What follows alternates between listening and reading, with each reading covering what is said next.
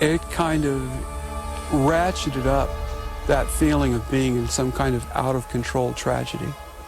In 1992, a forgotten cabin on an Idaho mountaintop became the epicenter of a standoff that would forever change how Americans view their government. There's been quite a few events like that, most wars, and events like the Waco siege, which you've probably heard of. A lot of people say that I look like the madman in Waco when I wear those glasses that I have, and I'm sorry about that. For the event we're talking about today, which is Ruby Ridge, this began as a minor gun charge and spiraled into an 11-day siege involving hundreds of federal agents, snipers with shoot-on-sight orders, and a family convinced that the end times had come. By the time it was over, a U.S. Marshal, a 14-year-old boy, and a mother holding her baby were all dead. Ruby Ridge wasn't just a tragedy, it was a watershed moment in American history. And if you're not sure what that means, welcome to the club. Just kidding. It's like a turning point. I'm not that dumb, but I am dumb.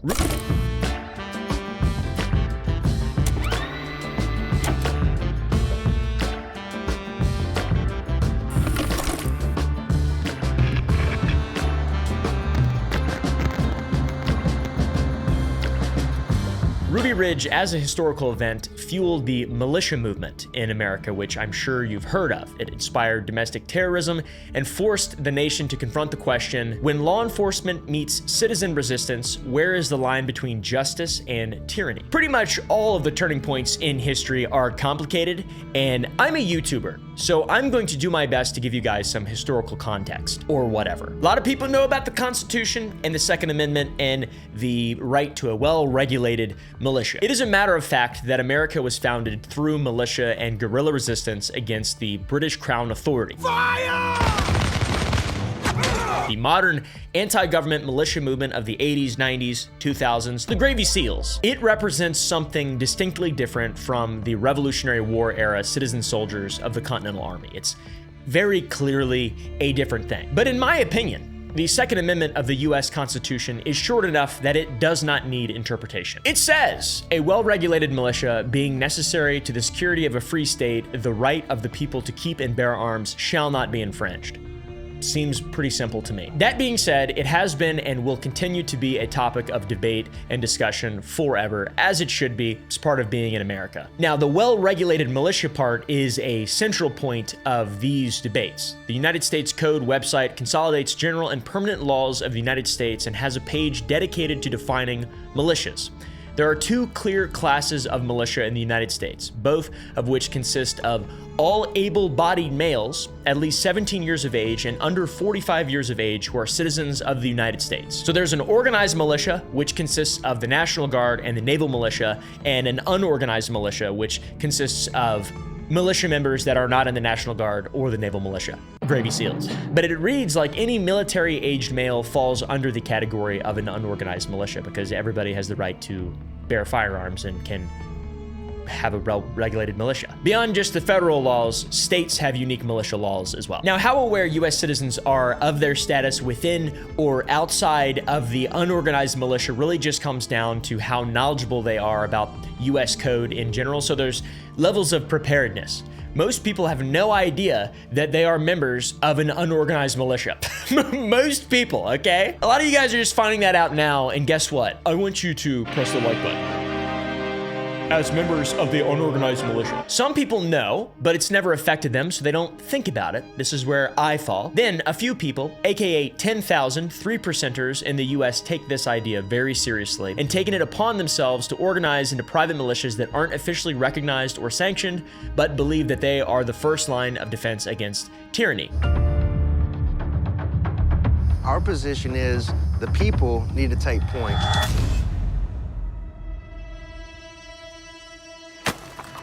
Take a good look at the face of the militia and the 3% movement, as outlined in the Constitution of the United States of America. The same was the case back in the late 1980s when multiple factors had driven the US into a volatile political climate in ways that echo what we're seeing today with slight differences. The farm crisis had devastated rural communities across the nation, jobs vanished, rural businesses and banks closed, and massive debt led to 250,000 farms shutting down in rural America. And the young people had to go to a city somewhere else to get a job. The causes included failed government policy, skyrocketing land and commodity prices, and droughts. It bred resentment toward the federal government, and farmers organized protests in the streets. Then take the Christian identity movement, which provided religious justification for white separatism and anti-government sentiment. This movement was even being investigated by the Terrorist Research and Analytical Center, or TRAC, at the FBI in the late 1980s, specifically focusing on groups that we will examine ourselves very shortly. Then federal gun debates, particularly around the Brady Bill, which was introduced in 1987, intensified fears of government overreach among rural Americans who viewed firearms as essential to their way of life. And growing up in very rural Virginia,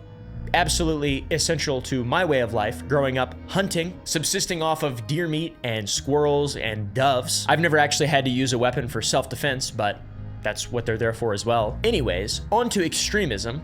Federal law enforcement operations against these extremist groups in the 1980s and early 1990s revealed a disturbing pattern of, I would say, escalating tactical approaches that increasingly favored overwhelming force over patient negotiation. And this is an obvious transformation that we've seen throughout the last 100 years of police going from traditional style policing to military style operations that absolutely objectively set the stage for deadly confrontations. For example, Ruby Ridge, Waco, and hundreds of other body cam videos we've seen over the last couple decades. Well, we don't see the body cam videos from the last few decades, but recently even. This evolution of law enforcement operation fundamentally altered how federal agencies engaged with domestic extremist movements. So, more historical exposition, but specifically exposition around feds clashing with militia groups. This section is important to lay the groundwork for escalation within federal law enforcement as we try to briefly, albeit, cover their takedowns of dangerous groups. The methods employed in confrontation of these actually dangerous groups would be the building blocks for future confrontations involving women and children where federal agents would absolutely, objectively go too far. Have you ever heard of Gordon Call? Probably not, because before researching this, I had never heard of Gordon Call, and well, I'm kind of stupid though, so. The Gordon Call incidents of 1983 demonstrated how poor tactical planning and an immediate confrontation approach could turn routine arrests into deadly firefights. Gordon Call was a 63-year-old farmer and decorated World War II veteran, as well as the leader of the Posse Comitatus, which was in fact an armed vigilante group that conducted paramilitary training and was highly critical of the federal government, with a particular disdain for the collection of income tax. I don't want to say based, but Call himself had been sentenced to 2 years in prison for not filing his federal income taxes, but he only served 8 months before his release, where he again refused to file his taxes. For the record, I don't do that. I file my taxes. Call, on top of being staunchly opposed to the federal government, was also an anti-Semite. He was also a reported white supremacist. Then, on February 13th, 1983, U.S. Marshals and local law enforcement created a roadblock on a country road specifically with the intent of serving an arrest warrant on Gordon Call for tax evasion. That night, Call was attending a Posse Comitatus meeting with a group of other Posse Comitatus members. The result is one you may expect from an armed vigilante militia group emboldened by the presence of other members in an adversarial confrontation with law enforcement. The first shot was fired by Gordon's group, according to official reports, as it often is. A firefight between the two groups then exploded, and U.S. Marshal Kenneth B. Muir and Deputy U.S. Marshal Robert Cheshire Jr. were killed in the exchange, while 3 other law enforcement officers were injured, 2 of whom were locals. Gordon's son, Yoravan Call, was injured in the exchanges as well and was taken to the hospital before his father fled the state. He traveled to Arkansas, and when his location was given to the FBI and law enforcement, they would again confront him in yet another bloody exchange. The New York Times reported that the gun battle began around 6 p.m. and ended just after 8 p.m. Gordon and the local sheriff shot each other, with Call dying instantly from a gunshot to the head, while the sheriff died later that night. Law enforcement reportedly continued firing at the house, and the ensuing gunfire set the house on fire, a detail which was confirmed by the U.S. Marshal's website. And Call's body was burned beyond recognition, ammunition and had to be identified by his dental records. Again, it's reported that Gordon had been the one to open fire first at both exchanges, but there are still many criticisms of the way this was handled in general by law enforcement. You could construe this in the way that the violence was instigated by creating a roadblock to confront Call after a meeting rather than somewhere he would have been less likely to resist. One such place to arrest Call without violence could have been a grocery store, reportedly the only place that he went unarmed. Supposing that's true, then the man who had vowed to never be taken alive could have been apprehended without casualties, but who knows if that would have actually happened. But instead, there was a classic Fed inferno that burned the location of his last stand to the ground and ignited stockpiled ammunition and dynamite, which rocked the hills for miles. This is a tactic that would seemingly become cemented into federal law enforcement's procedure over the course of the next few years. After Gordon, we moved to Robert J. Matthews. On the 8th of December, the FBI embarked on an operation against Robert J. Matthews at Whidbey Island, and this represents a critical turning point in the federal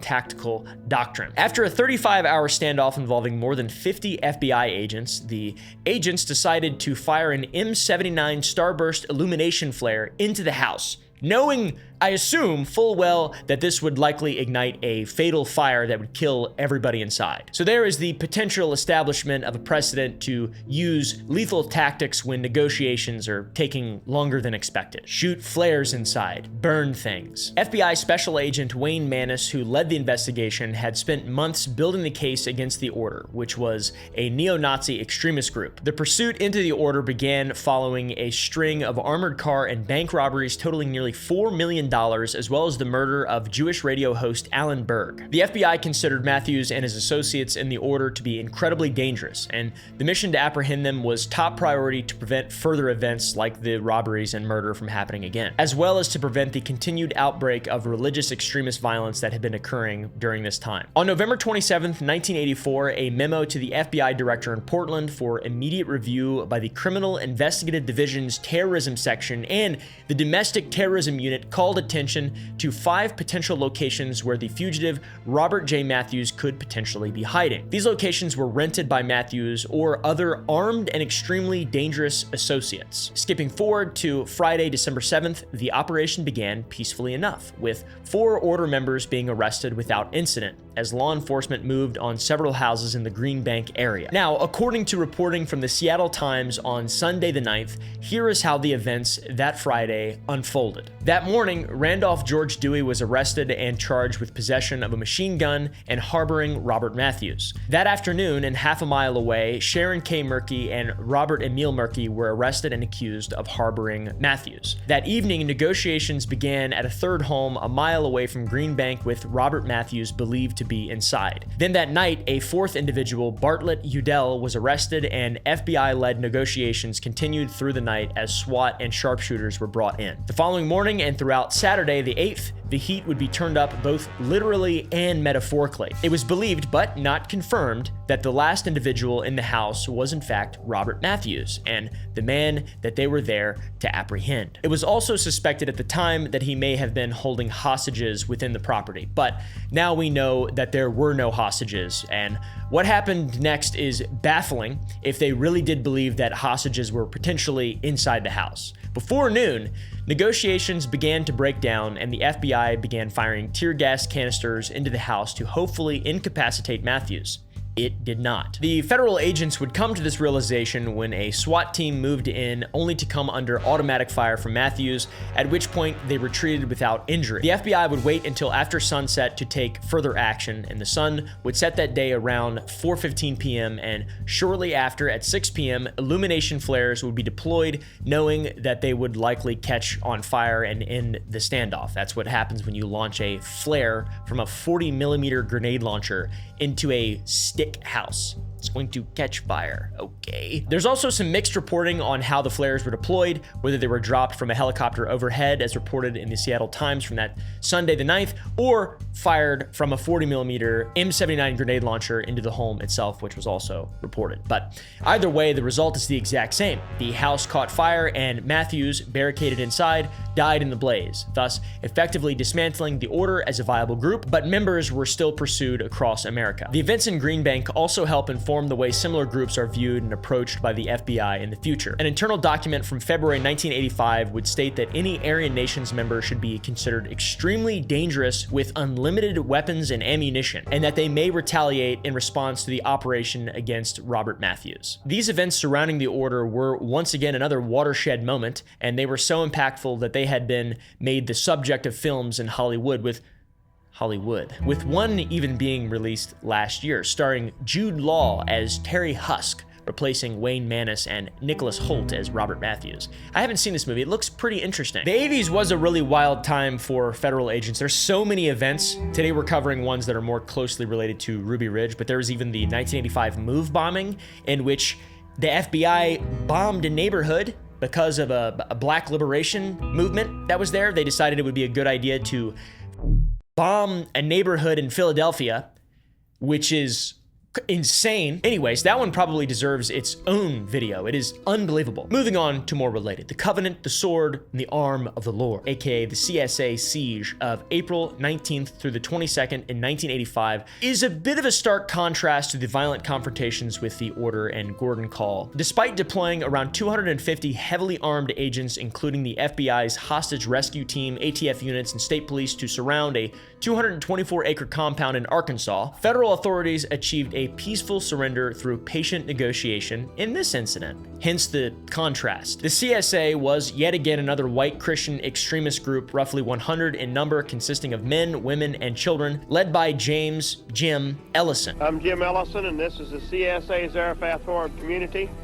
God sent us here 6-7 years ago to establish a place of refuge for his people during the times of trouble that are coming, and I'd like to take you on a tour. They engaged in paramilitary training, murder, robberies, and burglaries, all stemming from white supremacist ideology. They set fires in a church that had a homosexual congregation, they set a Jewish center on fire, and they tried to bomb a natural gas pipeline. A member also killed a pawn shop owner that they just thought was Jewish, and that same member killed a black state trooper. In spite of these crimes, the April siege of the CSA compound wasn't a result of CSA activity, but rather the result of a member of the Order, David Tate. Tate was wanted for murder, and when stopped at a traffic checkpoint near the Missouri-Arkansas border, gunned down a state trooper. David Tate would flee, and with the CSA compound only an hour and a half away from where his vehicle was discovered with machine guns and hand grenades, it was believed that he was heading there. So the siege of the CSA began as a result of that. But several decisions were made that differed from other confrontations, leading to its peaceful revolution, something that seemed to be an impossibility given the size and equipment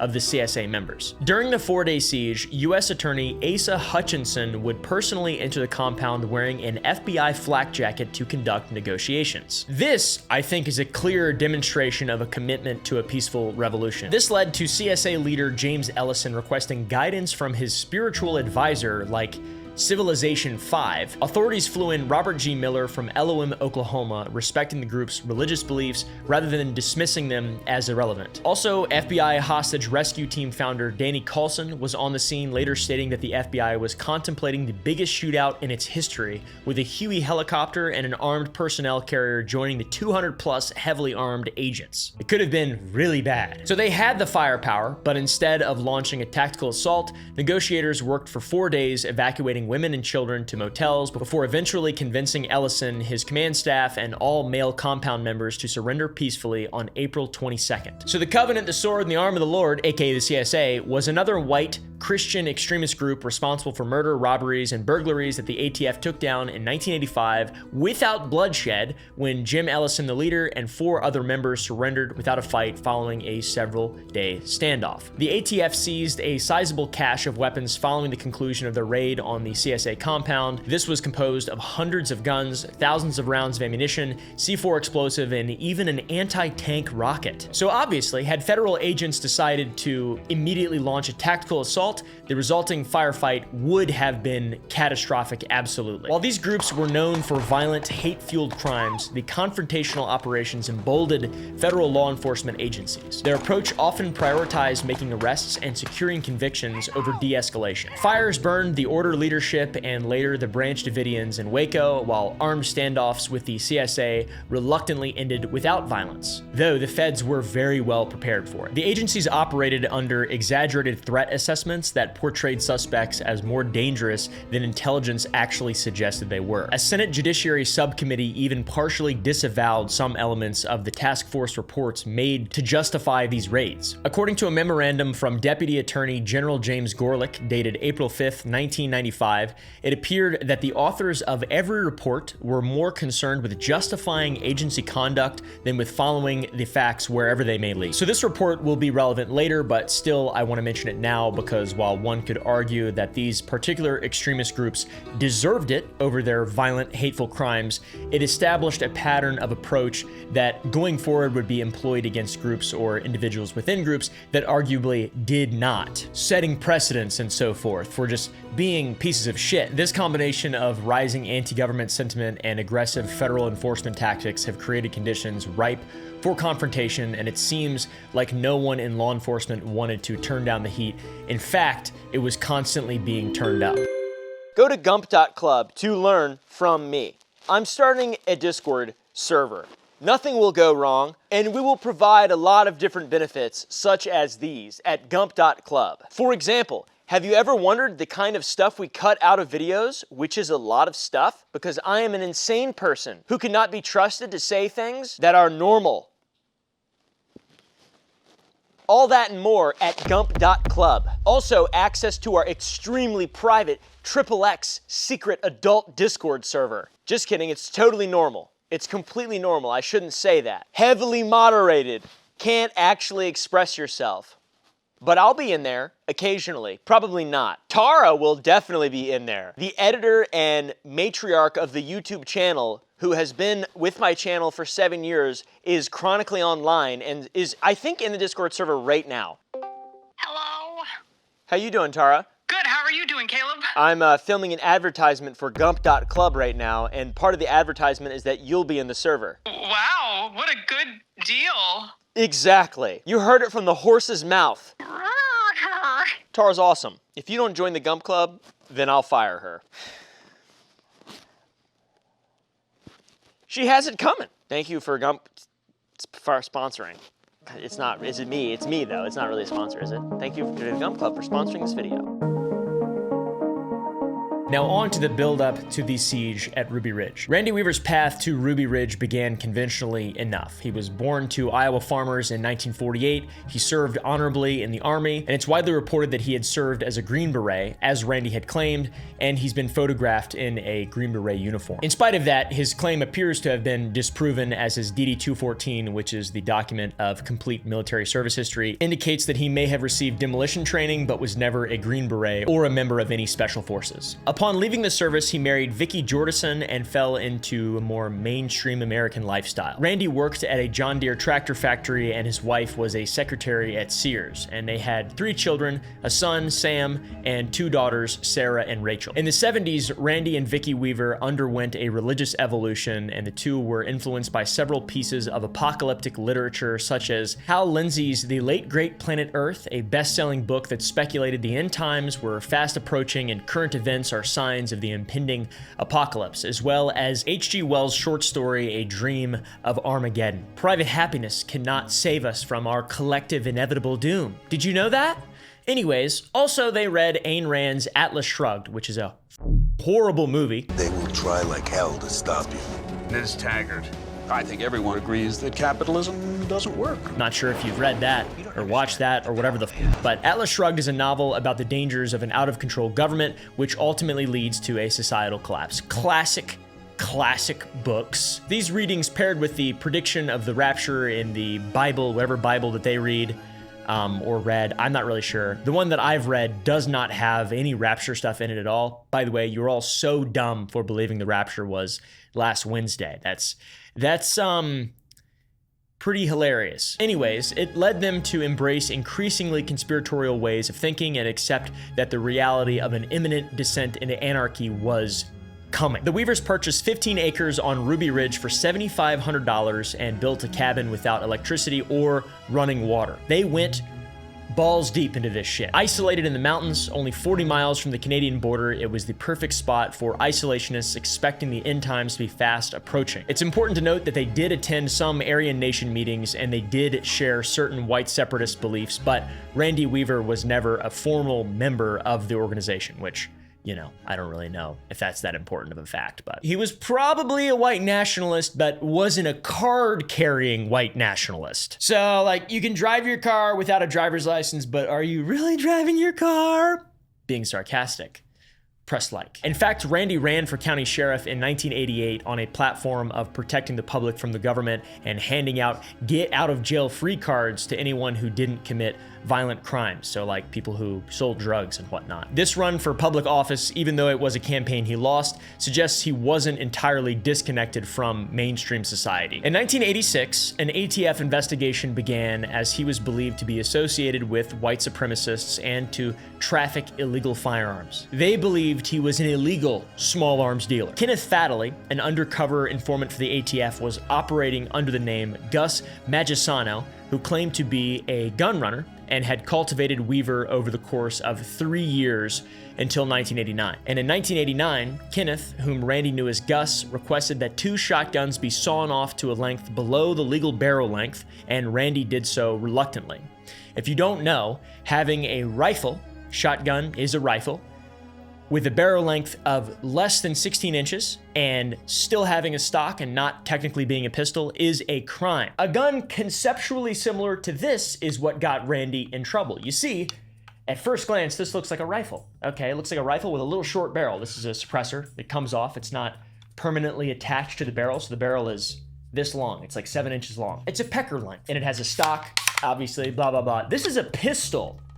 According to the ATF, believe it or not, this is a pistol. You're not supposed to shoulder this, or whatever they said in 2012. I forget exactly, but this is technically a pistol somehow. Don't ask me how that makes any sense, but when you have a normal stock on a rifle and the barrel is less than 16 inches and it's not registered as an SBR legally and you don't pay the tax stamp, then it's a crime. It's a federal crime. So like there's a magic difference between this stock. It's kind of confusing, but this is the same thing, just not a shotgun. It's an AR. It's a 300 blackout. It's pretty cool.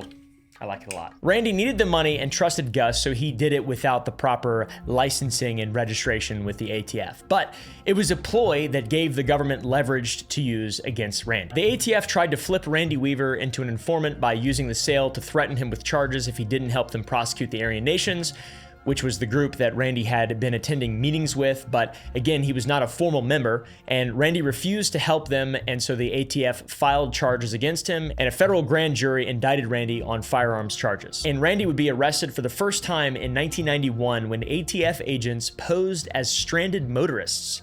According to Randy's recounting of the incident, they'd been pretending to be a family in trouble, knowing that Randy was the kind of person to stop and help them. As soon as I had my hands on top of the radiator and my foot up on the bumper, this guy reaches around and grabs me right here and says, "Freeze, federal agents!"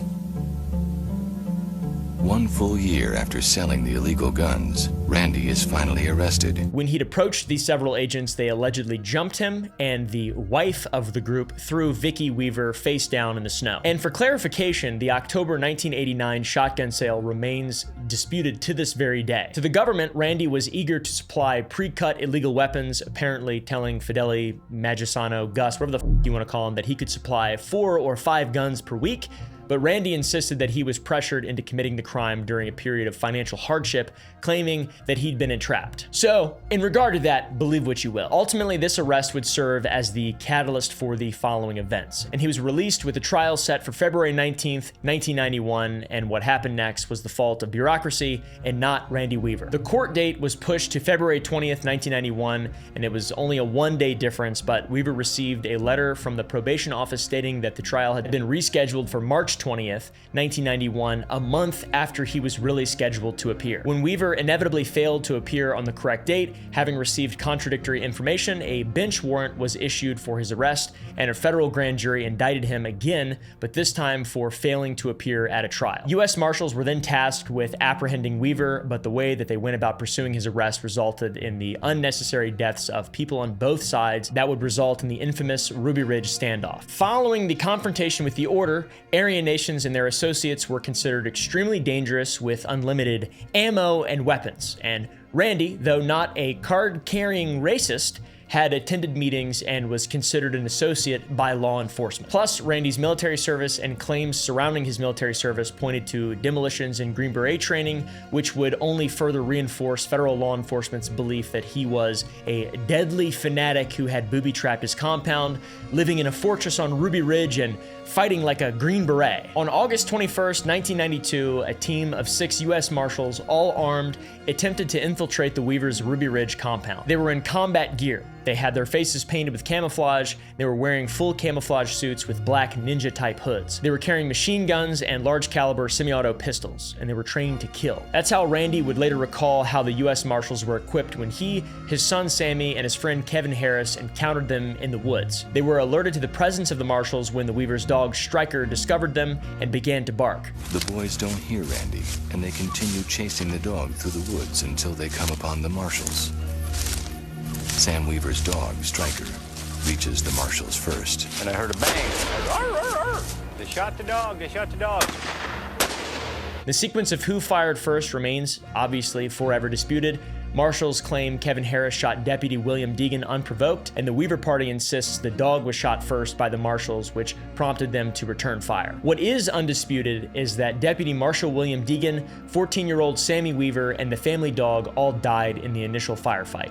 Evidence suggests Sammy was shot in the back while running away. Kevin said Sam's dead. Well, we just lost it. You know, we were up there and we were just, I was cussing and screaming and crying and combination. On August 22nd, the second day, the FBI's hostage rescue team arrived with modified rules of engagement that Department of Justice investigators later deemed unconstitutional. The FBI's standard rules of engagement about the use of deadly force state FBI special agents may use deadly force only when necessary, when the agent has a reasonable belief that the subject of such force poses an imminent danger of death or serious physical injury to the agent or another person.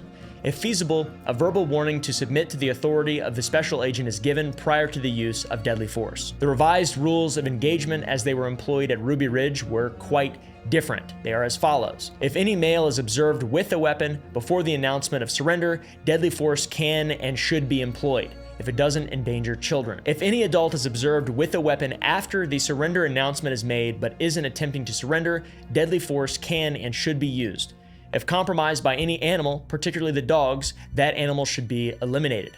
The FBI's rules of deadly force were in effect for anyone presenting a threat for the Ruby Ridge standoff. This is clearly a massive change to the rules of engagement that removed agents' obligations to assess immediate threats before shooting. So the whole siege was guided by essentially a shoot-on-sight response against American citizens. It's pretty unbelievable. The first instance of deadly force misuse would occur on the day that these new rules took place. Alongside the FBI hostage rescue team, a helicopter was also on station to observe and protect agents who would have to approach the cabin to neutralize the threat through either arrest or lethal force. Lon Horiuchi, a sniper with the FBI positioned 200 yards from the Weavers' Ruby Ridge cabin, fired 2 shots in another situation of disputed origin. As the snipers settled into position, the FBI prepares to approach the cabin, and the Weavers wait. The Department of Justice stated that when the HRT helicopter flew near the cabin, Weaver, his 16-year-old daughter Sarah, and Kevin Harris came out of the cabin armed with rifles, presumably to shoot at the FBI helicopter. Other reports state that they were headed to the cabin where Sammy's body was being kept to pray over him before Horiuchi opened fire. When no one responds, Randy goes to check the guest shed where Sam's body has been laying since the morning before. I was going to go in and see Sam again, and just as I grabbed that latch, somebody shot me through this shoulder. And Lon Horiuchi fired 2 shots. The first one struck Randy in the arm, at which point the group ran back towards the house, and the second shot targeted at Kevin Harris hit him, but also struck and penetrated the glass window of the open front door to the cabin. Vicky was holding the door, standing right here holding the door. The door would have been right here. She's holding it like this with Elishaba. The bullet went through Vicky's head and killed her, and that same bullet. Behind the door was Vicky Weaver holding her and Randy's 10-month-old infant daughter. The bullet hit her in the head, killing her instantly. The family wrapped her body in a blanket for the remainder of the siege. The sniper observer team was Wasn't sure what they hit. And for 9 days, the surviving family members remained in the cabin with Vicky's body. And 16-year-old Sarah Weaver later described crawling around her mother's corpse to get food and water for their survivors, including her infant sister, who had been in their mother's arms when she died. Attempts to negotiate the Weaver surrender were initially unsuccessful, as there was no trust between the family and the federal agents who had taken the lives of Randy's wife and son, literally murdering both of them. It wasn't until August 28th that Randy would finally agree to speak to a negotiator. And the negotiator was none other than presidential candidate Beau Gritz, a former Green Beret who was supposedly the inspiration behind Sylvester Stallone's character in Rambo: First Blood. Gritz, a controversial figure with ties to the far right, succeeded where FBI negotiators failed by establishing trust with Randy Weaver. The revelation that Vicky was dead shocked federal commanders who had operated for days unaware of the second shot's consequences from their sniper. A couple days later, on August 31st, the Weavers and Harris would surrender. Kevin Harris was in desperate need of medical attention after being shot by Horiuchi, and Randy had also been shot, though not as severely. Waiting for them after their surrender were hundreds of federal agents, armored vehicles, and helicopters, and a massive show of overwhelming force in response to a single family and what had begun as a failure to appear on weapons charges. Both Randy and Kevin were arrested and faced charges ranging from Randy's original failure to appear in court to murder for the death of Deputy William Deegan. Kevin Harris would be cleared of all charges, and Randy would also be cleared of all the most severe charges, being convicted only for his failure to appear for trial and committing an offense while on release. It's very easy now, with so much time between the event and so many more tragedies happening after, to not see this whole thing as a very black and white good versus evil. We have Randy Weaver believing he was protecting his family from an apocalyptic world and corrupt government. He has admitted fault in selling the sawed-off shotguns and stated that he would do things differently if he could go back in time, knowing what he knows now. Deputy William Deegan was an elite marshal, a Marine veteran, and dedicated officer who was killed doing his duty as he understood it. His death was the proximate tragedy that escalated everything that followed. Kevin Harris was acquitted of all charges, shot Deputy Deegan in what the jury deemed as self-defense after Sammy Weaver was killed. He testified that the first time he heard anyone identify themselves was after he had already fired a shot. Then you have Lon Horiuchi, the FBI sniper who followed the rules of engagement he'd been told were legal. His second shot, firing at a moving target with known civilians inside, was later deemed unjustified by DOJ investigators, and there were multiple systemic failures that transformed a minor weapons charge into a very deadly confrontation and tragedy. Exaggerated threat assessments portrayed Weaver as far more dangerous than evidence actually suggested, which created a self-fulfilling prophecy of violent confrontation that, up until this point, the federal government and law enforcement kind of was becoming known for. Plus, bureaucratic errors provided Weaver the incorrect court date, and his absence escalated the federal response even further. The decision to deploy military-trained units with shoot-on-sight orders against an American family, including children, represents a pretty fundamental miscalculation of appropriate force. Once again, with hindsight. Federal agents' inability to understand or engage with the Weavers' religious worldview prevented effective negotiation until Rambo arrived, literally. Grits. Ruby Ridge fundamentally fractured America's trust in federal law enforcement, which, by the way, this has happened a lot of times. There's been quite a few watershed, for example, the Move bombing I mentioned. There's lots of events like this because the federal government is made up of people, let's be real. But at the time of Ruby Ridge, representatives and citizens alike were outraged at the botched arrest attempt that led to the deaths of a 14-year-old boy and his unarmed mother holding a baby. Are you proud of yourself? Are you proud of yourself? You're gonna kill all the children to get one man. Even during the standoff, Randy Weaver and his family under siege became a symbol that rallied anti-government groups. Protesters gathered on roads near the property where military vehicles would have to approach. Many of them were obviously white supremacists. But of course, it wouldn't just be those with Christian identity beliefs and those from the Aryan nations that would condemn the use of force at Ruby Ridge, because the use of force has affected every group of people inordinately. It's kind of like the point of government. So yeah, in the revelation of the FBI's rules of engagement at Ruby Ridge struck at the core of American constitutional principles. FBI snipers were instructed that if any adult male is observed with a weapon prior to the announcement, deadly force can and should be employed. That is a rule change that completely ignored the region in which the Weavers' cabin was located. Like we mentioned earlier, there was no electricity or running water. It was isolated in the wooded mountains, so guns were a vital tool. You can't just do stuff like normal society. You have to have a firearm. Firearms are tools that are used to hunt for food. And since they're 10 miles from the nearest town, purposefully set there to create separation from mainstream society, firearms are also providing the family with security and protection from bears, mountain lions, or whatever wildlife may pose a threat. And the cabin had been under surveillance for months, so the federal agents knew the Weavers and Harris carried guns regularly, with Harris later testifying he believed he was armed 66% of the time because of their necessity for protection and putting food on the table. And not to sound like a broken record, but it is insane that essentially a shoot-on-sight policy was greenlit against American citizens when that's not even employed in war zones overseas. To put that in perspective, even when dealing with Al-Qaeda in the Middle East, for example, the rules of engagement were very strict.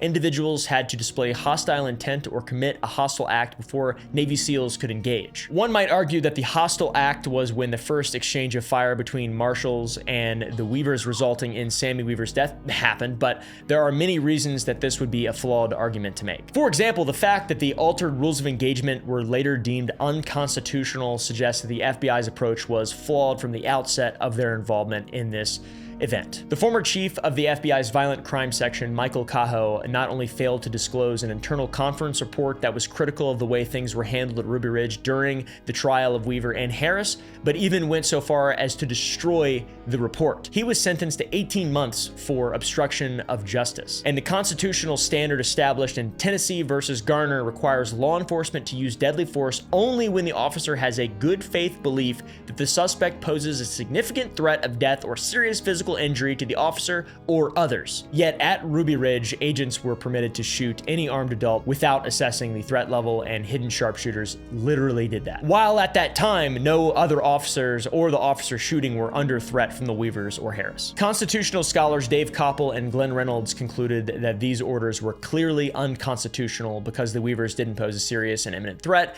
noting that even military rules of engagements and combat zones typically require identification of hostile intent before using lethal force. So take that to the bank, I suppose. Even FBI hostage negotiator Frederick Lansley, with experience in over 300 hostage situations, was shocked by the rules of engagement and called them the most severe he had ever seen. When briefed on the rules, one FBI SWAT team member responded simply, "You've got to be kidding." Another agent remembered the rules of engagement as, "If you see them, shoot them." Thankfully, the FBI is self-regulating though, and found themselves to be in the right in several instances. These instances are found in the DOJ report published in 2002. The FBI Shooting Incident Review Team finds the shootings justified. FBI Shooting Incident Review Group finds no FBI misconduct. And the two FBI officials responsible for the revised ROEs, Larry Potts and Danny Coulson, were promoted rather than disciplined. Then the FBI Walsh report finds no FBI misconduct. Another report was compiled by the FBI's Charles Matthews, who had worked under Coulson for several years, recommending discipline for several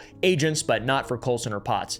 Very awesome. Kind of seeing this going on right now with all these Epstein files. The FBI is like kind of wild. As we mentioned, the only critical report which chronologically fell between the review that found the shootings justified and the review that found no FBI misconduct was destroyed after being withheld from hearings. However, it was the Matthews report that was the last straw.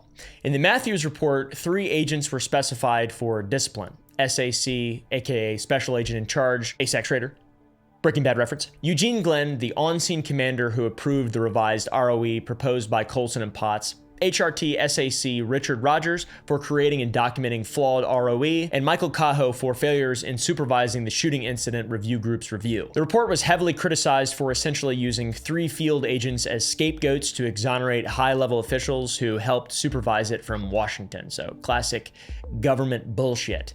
SAC Eugene Glenn, the on-scene commander blamed by Charles Matthews, would send a letter to the DOJ alleging a cover-up by Matthews' team, citing the close relationship Matthews had with Coulson, leading to an investigation being opened into an FBI cover-up. The investigation of the alleged cover-up led to many concerning discoveries. All of these are available in this DOJ report. Inspectors Robert E. Walsh and Van Harp of the Walsh Report failed to interview key witnesses. Walsh and Harp had edited FD 302s, which are used to memorialize interviews by summarizing them without reciting them verbatim. They captured the essence of interviews without exact quotations, and Walsh had a close relationship with Potts and failed to recuse himself. Charles Matthews, of the Matthews Report, also failed to interview key witnesses. Matthews used an unsupported conclusion that FBI HQ officials weren't required to approve ROE rules of engagement to justify not investigating whether HQ officials had approved them in the first place. Matthews had a close relationship with Coulson and also failed to recuse himself. So what do you know? The two individuals who had reports named after them had close relationships to two of the primary people that should have been investigated but didn't recuse themselves or investigate them thoroughly.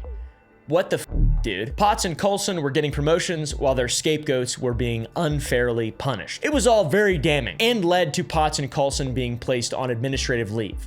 However, Walsh and Matthews were both promoted to SAC at various FBI offices. Walsh became SAC in San Francisco in December of 1996, and Matthews became SAC in New Orleans in June 1997. And all the while, the Weaver family had pursued legal action against the government, filing $200 million in claims. They agreed to a settlement in which each of the three surviving children would receive $1 million and Randy would receive $100,000 for a total of $3.1 million. Still, as we know from all the Diddy stuff, settlement does not admit wrongdoing. The government admitted no wrongdoing or legal liability to the Weavers in the settlement. That being said, an anonymous DOJ official reportedly told the Washington Post that the Weavers would have won the full amount if the case had gone to trial, effectively confirming government fault without actually legally confirming government fault. One would hope that after such a publicly shamed miscalculation regarding use of deadly force by law enforcement against women and children, steps would probably be taken to prevent something like this from happening again, but Ruby Ridge became the first domino in a tragic sequence of anti-government violence. The connections between Ruby Ridge, Waco, and the Oklahoma City bombing are the culmination of 1990s anti-government incidents, with Ruby Ridge serving as the original catalyst. The same federal agencies and many of the same officials oversaw both Ruby Ridge and Waco operations, with the sniper who shot and killed Vicki Weaver being present at the Waco siege. Both featured controversial rules of engagement, military-style tactics against civilians, and resulted in the deaths of women and children. This created a 1-2 punch effect that seemed to confirm then conspiracy theories about federal tyranny, which we obviously know that tyranny is alive and well and has been and will always be, but luckily we can still talk about it. Luckily, that's good. An article in Modern Militiaman magazine declared the militia movement was conceived at Ruby Ridge in 1992 and born at Waco in 1993. Obviously, things are way different now, and it isn't even logical to believe that you can stand up to the might of the United States government in fringe small groups. It just doesn't make any sense. They will bully you into submission, and now they'll fly a drone into your house and or palantir you somehow. I mean, there's just no way to deal with it. There's just no way that any of these desired outcomes from anybody who is massively anti-government are rational and reasonable. It's pretty wild. We live in a dystopian timeline. Freedom is merely an illusion, my friends. What's kind of cool is that we can say that and not get killed. Earlier, we mentioned the memorandum from Deputy Attorney General James Gorelick, dated, horrible name to say, dated April 5th, 1995, which criticized the federal agencies for creating reports that were biased towards justifying agency actions over reality. The authors of every report were more concerned with justifying agency conduct than with following the facts wherever they led. That was the conclusion, and when this is an American agency contemplating taking lethal action against American citizens, that is a terrifying idea. It's so terrifying and the complete opposite of what America is supposed to represent that the events at Waco and Ruby Ridge, preceded by many other confrontations between federal enforcement and militia groups, would lead to one of the worst homegrown domestic bombings in America. That is the Oklahoma City bombing. Timothy McVeigh carried out the Oklahoma City bombing and explicitly cited Ruby Ridge as his motivation for the bombing that killed 168 people in the second largest terrorist attack in United States history and the deadliest terrorist attack perpetrated by an American citizen. He said, "I didn't define the rules of engagement in this conflict. The rules, if not written down, are defined by the aggressor. It was brutal, no holds barred. Women and kids were killed at Waco and Ruby Ridge. You put back in the government's faces exactly what they're giving out. Timothy McVeigh deliberately targeted the Murrah Federal Building because it housed ATF offices, the same agency involved in Waco, and had been responsible for entrapping Weaver with illegal firearms charges. So yeah, let me know your thoughts down below. Go to gump.club to watch uncensored cool videos. We're filming a mockumentary about making a video game, or a documentary. It's real. It's completely real about making a video game, which is also completely real. Go to sour.gg, buy some Sour Boys candy that we make ourselves. It's blowing up. I cannot believe how successful the candy company that we put so much effort into is becoming. It's all thanks to you guys. And yeah, I appreciate you guys for watching this video. And yeah, leave some ideas down below. See you in the next one.